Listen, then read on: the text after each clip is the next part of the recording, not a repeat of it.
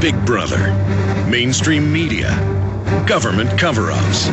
You want answers? Well, so does he. He's Alex Jones on the GCN Radio Network. And now, live from Austin, Texas, Alex Jones. We're live, ladies and gentlemen. Thank you for joining us. The 28th day of May, 2010 on this Friday edition. 2 days ago, we posted the amazing article written by Paul Joseph Watson at prisonplanet.com and Infowars.com. Top construction firm, WTC, destroyed by controlled demolition. Now, remember just a month ago, back on April 23rd, the headline, bombshell, Silverstein wanted to demolish Building 7 on 9/11. That is from Fox News. But the Fox News reporter said, I was there that day. I was with Silverstein and the emergency management people. And yes, they did say they were looking at wiring and blowing up 7. But magically it fell on its own, so we didn't have to blow it up. Well, it takes weeks, if not months, to properly demolish a 47-story building. A few years ago, they tried to blow up the Intel building in Austin. A top firm did. It failed. Intel in the late 90s during the dot-com bust finished the skeleton of the building. Then it collapsed, the dot-com bubble, so that they never finished it. But they couldn't even blow up the skeleton of it on the first try, the superstructure. And then we have all the police and firemen footage. I'm not going to go back over today. We may play some, where the cops are saying, get back, get back, get back. We're going to blow it up. We're going to blow up 7. And I remember being in the car that day. I'd been on air all day. I ran out of the studio to get a pizza, literally a half mile away, to scarf it. I was scarfing it in the car as I was driving back to go back on air. And they were on ABC News saying they're going to blow up Building 7. And then I talked about it, and people said, you're a conspiracy theorist. Well, it turns out there's scores of newscasts now, including BBC, where they did a false script and announced that it had fallen in its own footprint 25 minutes before it did. So, look, there's no doubt, folks, they blew up Building 7.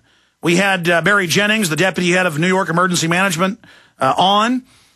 2 weeks later, he died mysteriously, and he was getting threats.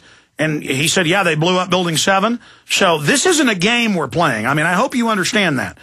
Now, you can debate who carried out 9/11, who had, the means, opportunity, the motive, and who thought they could get away with it.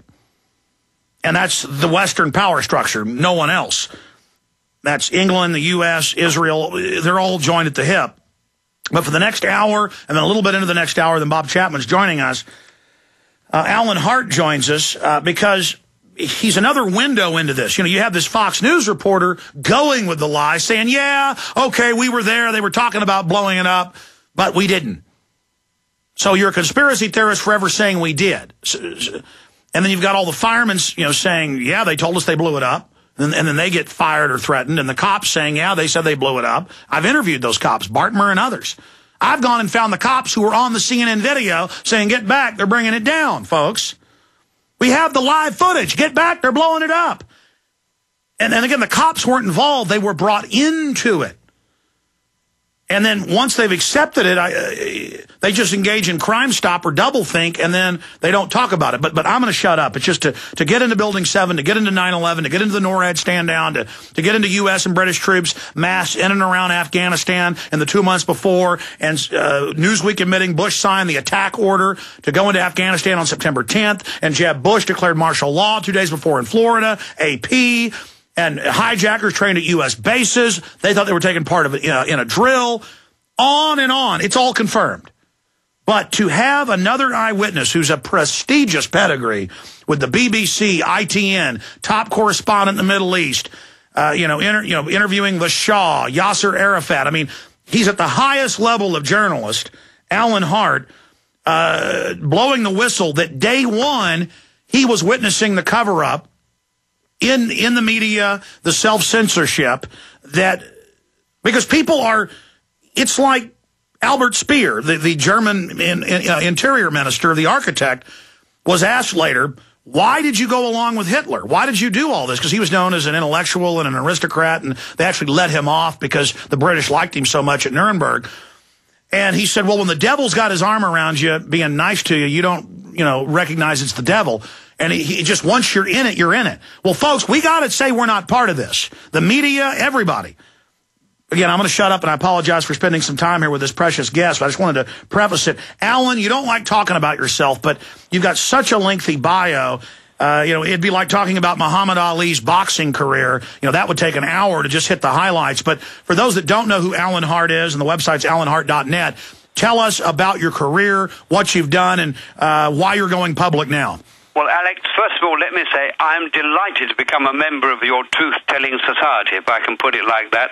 And I'd like to tell you why in 2 sentences. When I became a very young reporter with independent television news more than 40 years ago, my editor-in-chief gave me the mission statement in one short sentence. Quote, "Our job is to help keep democracy alive," unquote. And my take today, Alex, is quite simple. The mainstream media has betrayed democracy. I suspect you might go along with that too, yeah? They certainly have. They've been part of the complete overthrow of our society. Okay, well, Alex, my background is I've been in journalism, and I've been doing secret politics in the Middle East for the best part of 40 years. I have 2 claims to fame, in a sense. I am the only person on Earth, I think, who enjoyed intimate access to, and on the human level, friendship with, the 2 greatest opposites in all of human history, Golda Meir, Mother Israel, and Yasser Arafat, Father Palestine. I think there's nobody else on the planet who can say that. My other claim to fame is that you know the first rule of journalism, Alex. If you offend both parties to a dispute or a conflict, you're probably on the right track. Yes. Well, I am red flagged by Zionism and the regimes of an impotent, corrupt, repressive Arab order. Both of those who red flagged me, so I guess I'm on the right track. So basically what I bring to the table is 40 years of experience of covering the world in general, the Middle East in particular, and I should add that I started to grow up as a person, as a young reporter in Vietnam. There I was watching America spending $6 million a minute destroying 2 countries, North and South Vietnam, on a war it could not win and should not have fought. It was there that I started to say to myself, what the hell is this world all about? Amazing. And again, you're being meek about your amazing career, sir, and we appreciate you joining us. We'll also talk about some of the books that you've written before you leave us. But let's plunge into it now. Why have you decided to come out and lay out the fact that the media is self-censoring, and that you talked to one of the biggest construction firms in the world, and that they did their own analysis and concluded it was controlled demolition? Okay, well, let's go head on to that, Alex. First of all, I am not a latecomer to the truth of 9/11. I've been aware of the truth since a very few days after the dreadful event happened. But the point is this. When I was completing my latest book, it's an epic journey in 3 volumes through the lies and truth of history as it relates to the making and sustaining of the conflict in and over Palestine that became Israel. I censored myself on the subject of 9/11 because I didn't want to give supporters of Israel, right or wrong, the ammunition to dismiss me as a mad conspiracy theorist because of my views on 9/11, in order to divert attention away from all the other truths I reveal in my book. I think you'll understand what I'm saying, Alex. Yes, I understand. Okay, so here I am in America. I did an interview with another talk show host that I respect, Kevin Barrett. Yes. He asked about 9/11, so I thought, hell, the book's out, the book's published. Volume 3 of the American edition is coming in a very few days. So I decided that the time had come to end my own silence. And the point is this. What I think about 9/11 as an individual is not important. It's what people that I've learned to respect think. Now, I have many friends in all walks of life, politics, business, you name it. And it so happens that 2 of my dearest friends are world-leading consultants, civil engineering consultants, for one of the greatest civil engineering and project management firms in the world. I'm not going to name it. Pete, your listeners can either believe me or not, because the research they did for me, studying all the films and everything else, they did for me privately. Well, you're a renowned journalist. and award-winning. So that's standard for those that don't know, to not reveal your sources. You don't want to throw them overboard. I mean, they did this in confidence, but continue.